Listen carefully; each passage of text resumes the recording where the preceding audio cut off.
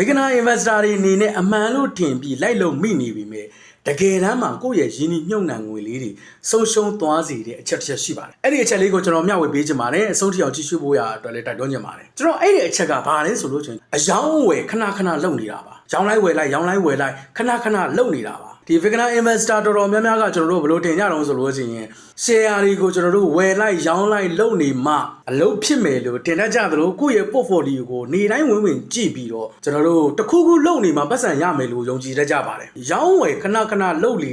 အချိန်ကြီးများများလုပ်လေခုနကကျွန်တော်ပြောတဲ့ broker fees နဲ့ test တွေကိုပေးရတာပုံများလေပါပဲ store တစ်ခုကိုဝယ်လိုက်တဲ့အမြတ်နည်းနည်းလေးရလာပြီမြင်တာနဲ့ရောင်းလိုက်မယ်နောက်ပြန်ဝယ်မယ်အဲ့လိုပဲအမြတ်နည်းနည်းလောက်ရတာနဲ့ပြန်ပြီးတော့ရောင်းလိုက်မယ်ရောင်းလိုက်ဝယ်လိုက်လုပ်နေတာကကျွန်တော်ပြောခဲ့တဲ့ကုန်ကျစရိတ်တွေကြောင့်မလို့ကျွန်တော်တို့ရဲ့ရင်းနှီးငွေလေးတွေကိုတဖြည်းဖြည်းနဲ့ဖက်စားသွားပါလိမ့်မယ်နောက်တစ်ခုကရေရှည်မှရလာနိုင်တဲ့အမြတ်ကြီးတွေကိုလည်းကျွန်တော်တို့အနေနဲ့လက်လွတ်လိုက်ရနိုင်ပါတယ်တကယ်ရင်းနှီးမြှုပ်နှံမှုဆိုတာကုမ္ပဏီကောင်းတစ်ခုကိုကျွန်တော်တို့ကတေးသေးချာချာစီစစ်ပြီးတော့ရွေးချယ်ဝယ်ယူဖို့ပါပဲအဲ့လိုရွေးချယ်ဝယ်ယူပြီးလို့ကျွန်တော်တို့ကစိတ်ရှည်ရှည်နဲ့စနစ်တကျဒီခံပြီးတော့စောင့်နိုင်ရပါမယ်နောက်တစ်ခုကဘာလဲဆိုလို့ကျွန်တော်တို့မဝယ်ခင်မှာ plan ရှိရပါမယ်မရောင်းခင်မှာကျွန်တော်တို့ target ရှိရပါမယ် investment လောကမှာကတခါတလေကြားလို့ရှိရင်ကျွန်တော်တို့ဘာမှမလုပ်ဘဲနဲ့ငြင်းလေးထိုင်ကြည့်နေတာကလည်းအကောင်းဆုံး view တစ်ခုလို့ပြောလို့ရပါတယ်အဲ့တော့ကိုယ့်အနေနဲ့လည်းကိုယ့်ရဲ့ portfolio လေးကိုကျွန်တော်တို့နေတိုင်းဝင်ကြည့်ပြီးတော့အယောင်းအဝယ်လုပ်ချင်တဲ့စိတ်တွေဖြစ်နေတတ်လားဆိုတာကိုကိုယ့်မှတ်မှာ